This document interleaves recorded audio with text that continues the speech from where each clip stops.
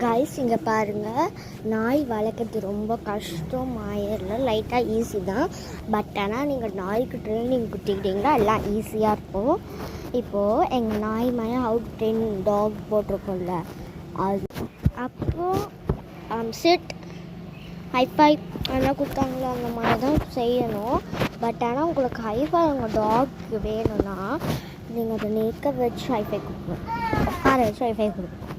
அப் பண்ணனா என் கை வச்சு அப் அப் அப் அந்த வீடியோவை பற்றி கற்றுக்கோங்க. அது ரொம்ப ஈஸி தான். ஆனால் நாய் அப்படி செய்யறதுக்கு ரொம்ப கஷ்டம். இந்த மாதிரி செய்யலாம், பட் ஆனால் அதுக்கு ரொம்ப கஷ்டமாக இருக்கும்.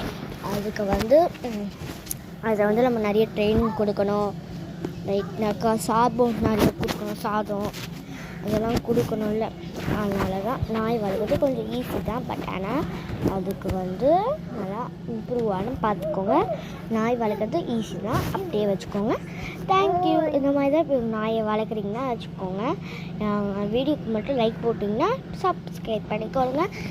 எனக்கு மட்டும் என் கோல் வீடியோவுக்கு லைக்ஸ் நிறைய போகணும், வியூஸ் நிறைய போகணும், சப்ஸ்கிரைபர்ஸ் நிறைய வரணும்.